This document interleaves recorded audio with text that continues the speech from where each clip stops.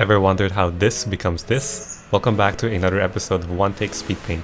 It's a mini-series I'm doing on my channel where I provide commentary over my creative process in under a single take. Hope you enjoy! Nicosarea. Today we'll be drawing Panty and Stocking. Normally I'd have a top-down webcam view of myself, but I didn't get the opportunity to do so for this speed paint in particular, so apologies for that. Anyways, as I mentioned before, I recently shifted from using Photoshop to Clip Studio Paint, and honestly it's been really challenging for me to make that transition and getting used to all the new tools.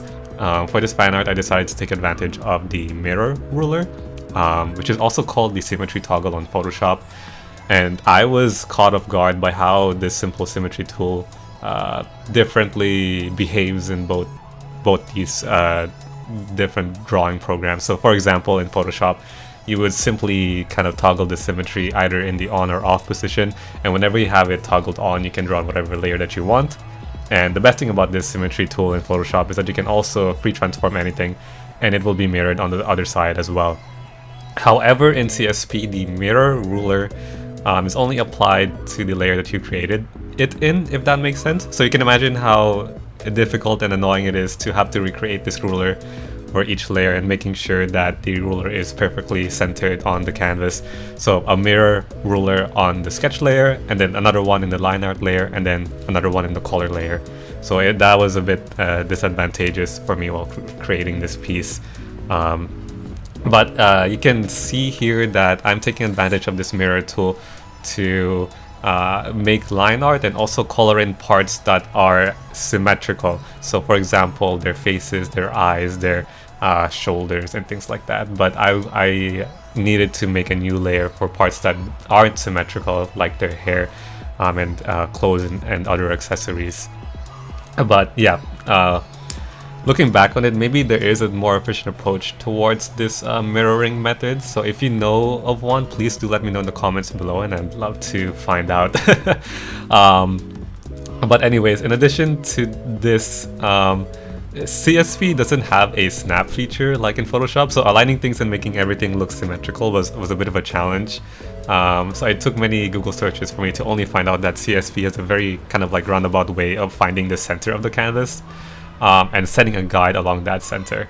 But despite all these drawbacks though, I think I was able to produce a piece that really captures the likeness of these characters. Really the goal of behind this composition is to kind of recreate a diptych. If you don't know what that is, a diptych is a painting or some sort of relief carving made of two parts. And traditionally they're usually joined by hinges. So you can imagine if this artwork is printed on a canvas, its ideal form is for it to open like a book from the center. The binding would be from the middle of this piece, and you'll see both Panty on the left and then Stocking on the right side. So I also wanted to kind of create a color contrast between these two characters to further emphasize the split like along the center. So what I've done is take the most prevailing colors, which are pink and yellow, from their hairs, and use these colors to establish the backgrounds and further kind of enhance this contrast. So with that line of thinking, I didn't want to use just a simple black and white for the background to create this contrast, because the idea behind using these two colors is kind of like if you view this pieces singularly, for example, you're only looking at, let's say, the stocking side of this artwork, then the color yellow in the background would remind you of Panty, if that makes sense. So what I'm trying to say really is that you can't really have Stocking without Panty, and you can't have Panty without Stocking. But maybe that's just me trying too hard to establish like establish meaning in my art. But yeah, that was kind of like the intention behind the coloring process here. And as you can see, I decided to go for like more harsher, sharp lines for Panty's hair, emphasized by like the sharp white highlights in her hair.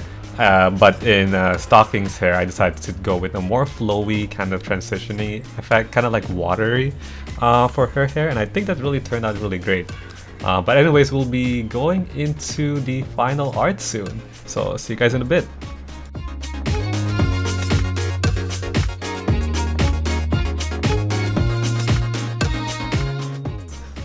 I know that I went on a bit of a tangent and started talking about a lot of drawbacks when it came to drawing on CSP, but I really did enjoy making this piece, and I really like how it turned out, especially the symmetry between their faces, as well as the glisten in their hair.